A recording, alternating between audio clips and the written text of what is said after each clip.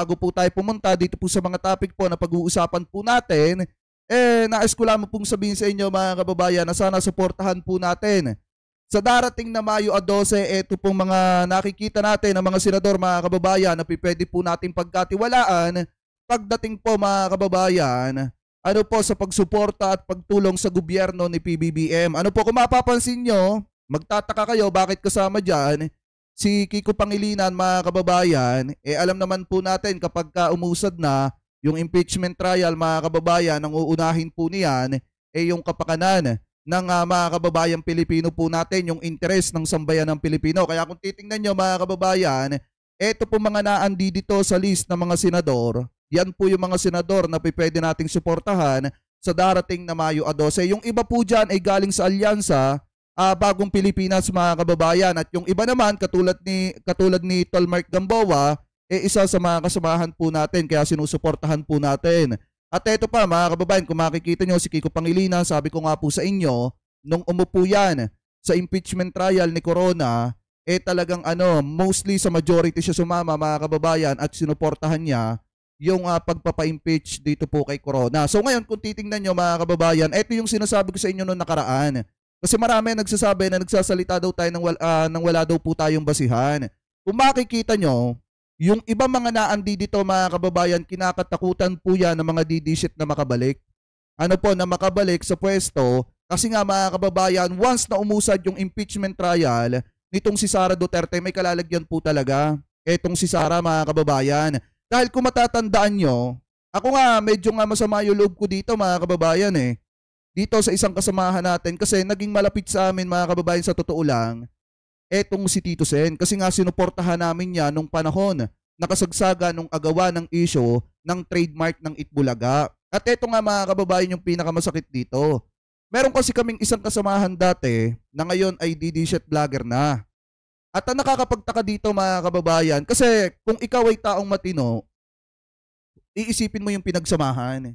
Iisipin mo na minsan yung tao na tumatakbo ngayon naging kasama mo nung panahon na ipinagtatanggol mo. Pero ang masakit dito mga kababayan, kita nyo eto kasing isa sa kasamahan natin na si Jay Guevara, nag-post po siya sa kanyang YouTube. Sabi niya mga kababayan dito, sila yung voted yes to impeach the late Chief Justice Renato Corona, ex-Franklin Drilon, Teofesto Gringo ata ito mga kababayan, o Giona III, Sergio Osmeña III, Antonio Trillanes, Manuel Villar, Edgardo Angara. Nako, mahabaging lahat tumatakbo ngayon. Kaya kung maniniwala kayo sa political principle ni VP Inday Sara Duterte at gusto nyo na maging presidente sa 2028, kalimutan nyo na sila, delikado tayo.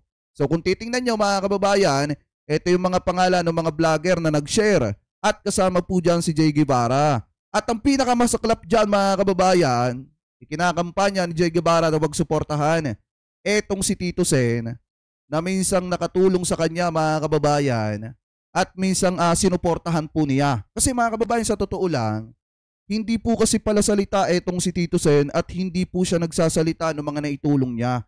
Pero mga kababayan, nung panahon na kailangan ng tulong ni Jay Guevara, isa po si Tito Sen sa nakatulong po ng malaki sa kanya. At nakakapagtaka lang, nung sumama na siya kay Kibulok mga kababayan at dito sa mga Duterte, dito sa mga vlogger ni Digong, pati ba naman yung utak mo nalaso na rin ni Kibulok na yung dating tao na sinusuportahan mo, ngayon pinananawagan mo na wag suportahan ng sambayan ng Pilipino. At yan mga kababayan yung dahilan kung bakit kung makikita nyo kasama dito etong sina Tito Sen, Ping Lacson, Rebilla, Lapid mga kababayan, Hunasan at saka itong si Pangilinan, Pia Cayetano mga kababayan, Pimentel, Espichis Escudero, Ligarda, Estrada mga kababayan at etong si Cayetano. Kaya takot na takot kasi sila na makabalik etong sina Tito Sen, Lacson, Rebilla, Lapid at saka itong si Pangilinan mga kababayan at etong si Pia Cayetano. Kasi nga, alam nila sa mga sarili nila na kapag nakakita ng sapat na ebidensya itong mga taong ito, mga kababayan, possible po talaga na ma-impeach itong si Sara Duterte. Kaya kinakatakutan po nila na makabalik, mga kababayan, sa Senado, yung mga tao po na naandi dito. Kasi mga kababayan, pagka ang pinagbasihan talaga ebidensya, malaki ang posibilidad na ma-impeach mga kababayan itong si Sara Duterte, lalo na kung hindi magaling yung mga abogado na magdi-defend dito po kay Sara kapag ka umusad na yung impeachment trial. So ngayon, kung titingnan nyo mabuti mga kababayan, pagka nanalo pa itong sina Senator Manny Pacquiao, itong sina uh, Tolentino mga kababayan, alam naman natin na yung interest niyan ay para sa Pilipinas kasi kaya umalis po yan sa PDP ay dahil hindi niya masikmura yung agenda ni na Robin Padilla. Pakitama na lamang po ko kung ako po ay mali. And then mga kababayan niya, si Kiko Pangilinan, pagka nakalusot siya, nanalo, alam nyo na kapag ka nakita nila na matibay yung ebidensya laban kay Sara Duterte, malaki ang possible na ma-impeach po talaga etong si Sara. Ano po, kaya suportahan po sana natin mga kababayan. Ito po mga pwede nating kandidato na nakita natin. Sa Mayo 12, sana suportahan po natin ito. Sana makalusot mga kababayan. Ito po mga tumatakbong senador na ito. Kasama po dyan si Attorney Orsec Benhor Abalos mga kababayan. Suportahan po sana natin. And then itong si Tito Sen, sina Erwin Tulfo, Ping Lacson, Manny Pacquiao, Mark Gamboa mga kababayan, Abby Binay, Tolentino, ayan, Pia Cayetano, Bong Revilla, Lito Lapid mga kababayan, at eto si Kiko Pangilinan. So ano po, so ngayon, punta na tayo mga kababayan dito po sa main topic natin. Eto, kung titingnan nyo mga kababayan, may lumabas po kasi na survey. At eto mga kababayan ay ipinost or in-upload nitong si People's Tonight. At ito po yung source natin mga kababayan kasi naglabas daw ng survey etong Tanghire na kung saan mga kababayan, ayon daw po dito sa survey, na isinagawa ng Tanghire mula Pebrero 10 hanggang Pebrero 12, nasa 73% mga kababayan, ang bilang ng mga Pilipino na pabor na humarap sa impeachment court si Vice President Sara Duterte matapos siyang ma-impeach sa Kamara de Representantes noong Pebrero 5 mga kababayan. So ibig sabihin, yan pong percentage na yan mga kababayan, yan po yung sumisimbolo na marami sa mga kababayang Pilipino po natin ang gustong humarap etong si Sara Duterte mga kababayan sa impeachment trial. Ibig sabihin, marami din sa mga kababayang Pilipino po natin ang gustong malaman ng katotohanan kung siya ba mga kababayan ay may nagawa talaga na pagkakamali or wala. At marami din sa mga kababayang Pilipino po natin ang gusto talaga na ma-impeach po siya. Ano po kapag ka napatunayan na siya talaga po ay nakagawa ng pagkakamali nung siya ay Vice Presidente pa at sekretary ng DepEd. And then mga kababayan, ng isa pa dyan na kinatatakutan din nila kung bakit ayaw nilang matuloy itong impeachment trial. Kasi once na matuloy mga kababayan yung impeachment trial, automatic, ipapasabi na yung mga bangko, yung mga bank accounts nitong si Vice President Sara Duterte. Siya na nga nagsabi mga kababayan na noon pa yan, marami na mga bank account mga kababayan na nakapangalan po sa kanya. At hindi niya daw po yun alam at hindi daw din alam ng bangko. Pero nakakapagtaka dyan, paano nangyari na may mga bank account na nakapangalan sa'yo kung hindi mo alam at hindi rin alam ng bangko? So ibig sabihin mga kababayan, noon pa man, marami na po sila mga bank account. At yan po yung isang kinatatakutan nila kung bakit ayaw po nila na matuloy itong impeachment trial. Kasi once na matuloy yan mga kababayan, talagang ipasasabi na kailangan makita yung mga bank account mga kababayan nitong si Vice President Sara Duterte. At kapag ka nakita na malaki ang pumapasok na halaga ng pera mga kababayan, doon na mabubuking yung mga yan na talagang tunay yung sinasabi ni former Senator Trillanes mga kababayan na may mga pumapasok na drug money. And then mga kababayan, may nangyayari talagang corruption sa OVP at saka po dito sa DepEd mga kababayan. At yan yung dahilan kung bakit nagpetisyon sila na ipawalang bisa etong impeachment dahil unang-una, ayaw ding humarap dyan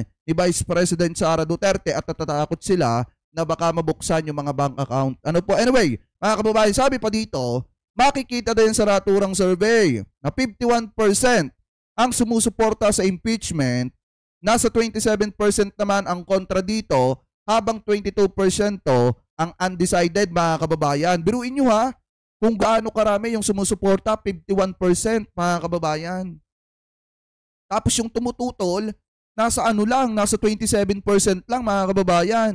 'Di ba? Yan yung isang patunay na marami sa mga kababayang Pilipino po natin talaga ang gusto nang ma-impeach ang ating Vice Presidente at gusto na humarap po siya sa impeachment trial. So sabi pa dito, Ipinakita din dito na nasa 51% ang sang-ayon na imbestigahan ang Statement of Asset, Liabilities, and Network SALN ni Sara Duterte or ni Duterte, habang 33% ang kontra dito po, mga kababayan. So ibig sabihin, 51% din yung sumusuporta na makita yung mga bank account, yung mga SALN ni Vice President Sara Duterte. At ano naman, mga kababayan, 33% naman yung mga tumututol. Siguro ito yung mga DD-shit, mga kababayan. Ano po, so ngayon, kung titingnan nyo, since umiingay na at umiinit na yung usapin ng impeachment laban po kay Vice President Sara Duterte, natanong po dyan, etong si Willie Revillame, mga kababayan, kung sakaling makalusot siya bilang senador, mga kababayan, ano ba yung magiging stand niya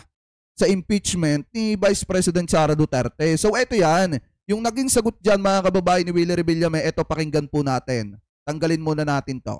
Kung titingnan nyo, mga kababayan, kahapon kasi nagkaroon ng press con etong si Willie Revillame, and then natanong po siya kung ano ba yung magiging stand niya kung sakali na manalo siya bilang senador at maupo siyang senador at siya ay uupo sa impeachment trial bilang hurado. Ano ba yung magiging stand niya dito po sa impeachment trial laban kay Vice President Sara Duterte? So ngayon, pakinggan po natin, mga kababayan, yung komento po niya. I cannot comment on that right now. I cannot comment on that right now. Hindi pa ako senador. Hindi ko pa alam kung ano yung ebidensya. Hindi ko pa alam kung ano yung mga mangyayari. Kailangan makita ko muna yung reklamo. Kailangan makita ko ano yung pinapahil sa Vice President. So, di ba? There's a law. May constitution. I will follow the law. I will not follow my emotion, my friendship, kung kanino man. Ang susundin ko dito, so, ibig sabihin, mga kababayan, ang mangyayari dito, kapag ka si Willie Revillame ay umupo at nakita niya, mga kababayan, na matibay yung ebidensya laban kay Sara Duterte, hindi niya susundin yung pagiging magkaibigan nila ni Sara Duterte. Ewan ko lang kung totoo yung sinasabi niya, mga kababayan. Pero, ayon dito, mga kababayan, sa press ko niya kahapon, hindi niya daw susundin yung friendship, mga kababayan. At ang susundin niya yung sinasabi ng konstitusyon at ng batas, mga kababayan. And then ngayon, since hindi nga naman niya nakikita yung article of impeachment, mga kababayan, hindi daw muna siya magbibigay ng komento. Unlike dito, mga kababayan, sa sinabi ni Robin Padilla. Kasi dito natin makikita kung may utak ba talaga or wala yung isang senador. Pero hindi ko sinasabi na walang utak etong si Robin Padilla. Ang sa akin lang, mga kababayan, dito natin makikita kung sino ba talaga yung gumagamit ng utak at hindi. Dahil kung titingnan nyo, eto yung video ni Robin Padilla, mga kababayan, na ngayon ay nag-viral kasi nga nagbigay ng salita etong si Willie Revillame, mga kababayan, hingil po dun sa impeachment nitong si Vice President Sara Duterte. And then, mga kababayan, balikan natin etong sinasabi ni Robin Padilla dito. I-play po natin, mga kababayan. Definitely.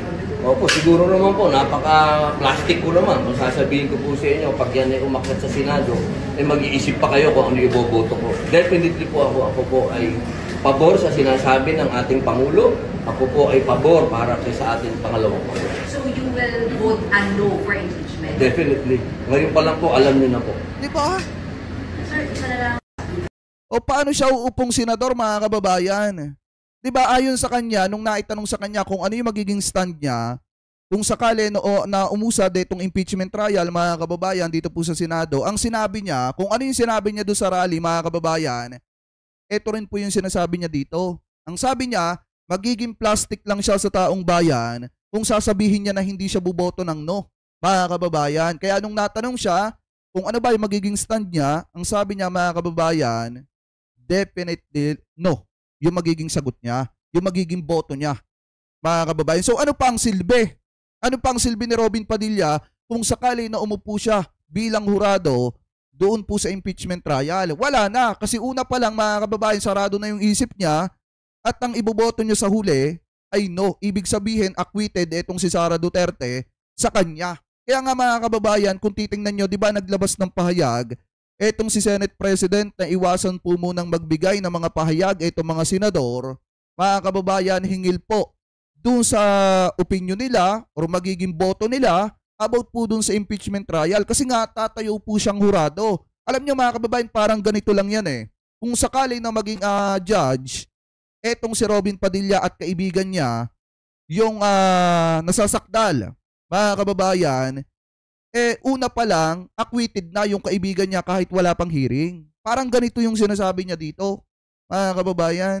Kaya nga ito yung sinasabi ng mga kababayan Pilipino natin, ng mga netizen, na hindi, alam niyo yun, na hindi gumagamit ng utak ay itong si Senator Robin Padilla. Hindi siya nag-iisip, mga kababayan. Sorry to say, pero parang ganun nga yung ginagawa niya. Hindi po siya nag-iisip, hindi niya naisip na uupo siyang judge, uupo siyang hukom, pero maaga pa lang sinabi na po agad niya yung kanyang verdict, mga kababayan. Na-acquitted etong si Sara Duterte sa kanya. Diba? So ngayon, ipagpatuloy pa natin. Hindi ko ikinakampanya si Willie Revillame ha, kasi meron na tayong mga senador, mga kababayan, na pwede nating suportahan. Ano po sa darating na Mayo 12. So ngayon, ipagpatuloy pa natin. Kung ano yung sinasabi ng batas at kung ano yung ebidensya. Kung guilty, ano gagawin ko? Di ba? Susundin ko yung tama. Pero kung di guilty, doon ako sa hindi guilty. Mahirap kasi mag-comment right now. Una, I just wanna tell you, hindi pa ako nakuupo. Nako, delikado si Sara Duterte kay Willie Revillame, mga kababayan. Kapag ka guilty, di guilty ka, susundin ko yung tama. Ibig sabihin, kapag ka nakita ni Willie Revillame na guilty talaga, etong si Sara Duterte, ipapa-impeach niya. Etong si Sara, buboto siya, mga kababayan, na yes to impeach Sara Duterte. Pero hindi ko sinasabing suportahan natin siya ha. Ang sa akin lang, hinihimay lang natin yung binibitawan natin dito, mga kababayan, na mga bidyong katulad po nito. So ngayon, ang sabi niya pa nga dito, hindi niya susundin yung friendship. Ibig sabihin, sa panahon na umuusad itong trial at kung sakaling manalo siya, hindi niya papahalagahan yung pagiging magkaibigan nila ni Duterte. At kapag ka nakita niya na guilty etong si Sara Duterte, buboto siya ng yes para ma-impeach etong si Sara. Ano po ngayon, ipagpatuloy pa natin. Sa Senado. So it's hard to comment on the impeachment. At wala pa akong nahahawakang reklamo about ano. Even the Senate President, hindi ba nga, kailangan daw yan sa June 2 na gawin para malaman natin lahat ng reklamo. Mahirap kasing madali na isang bagay na biglaan eh. Pinag-aaralan niya. Sa katandaan niyo po ito, ayun, yan din sa pangalawang presidente. Pangalawa, vice-presidente po ang kinakasuhan dito. Napakabigat na decision ito sa bawat senador. Actually, alam ko, impeached na siya sa Congress, pero is she guilty? Hindi pa eh. Wala pa eh. Wala pang mga trial. So about the impeachment, I'm sorry, I cannot comment on that. I don't have the evidence, and I don't know what's the cause of this impeachment. Yun lang. Thank you. Ayoko naman maging confident na panalo na ako. So mahirap naman maging ano mo na. Siyempre gusto ko muna makikita yung talagang I'm with the senators, no? Well, about dun sa siyempre. Robin Padilla, makinig ka sa kasamahan mo ha. Kasi eto, yung binibitawang salita dito ni Willie Revillame, eto yung mga salita na ginagamitan ng utak. Ano po, eto yung mga salita na nag-iingat siya, mga kababayan, sa mga binibitawan niyang salita. Hindi katulad ni Robin Padilla na bara-bara na lang, mga kababayan.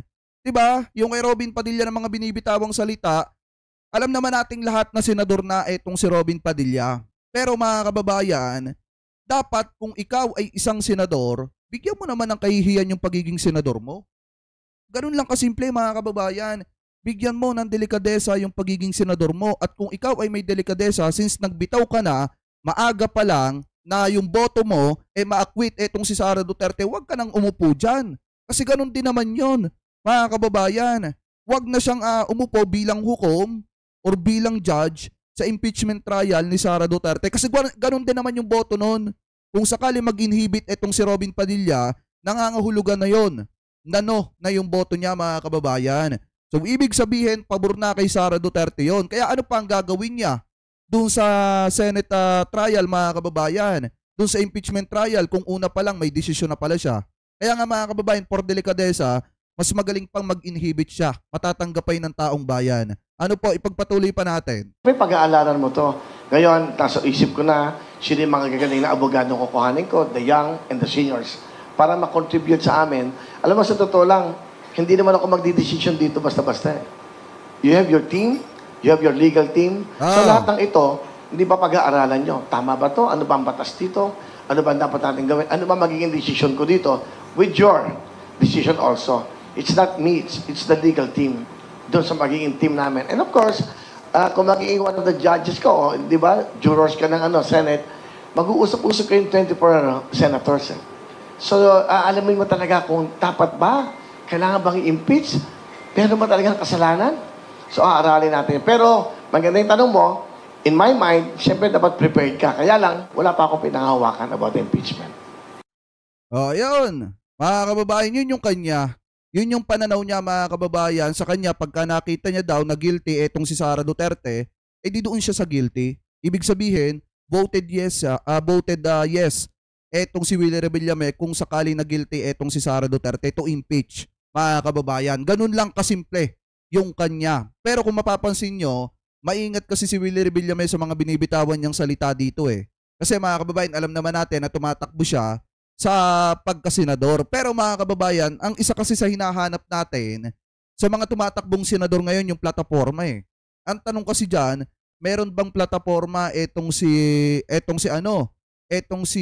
Willie Rebillame? Mga kababayan, meron ba siyang mga panukalang batas na nasa isip niya na mga kababayan na isa sa katuparan niya or ipapasabatas niya kapag naupo na siya bilang senador?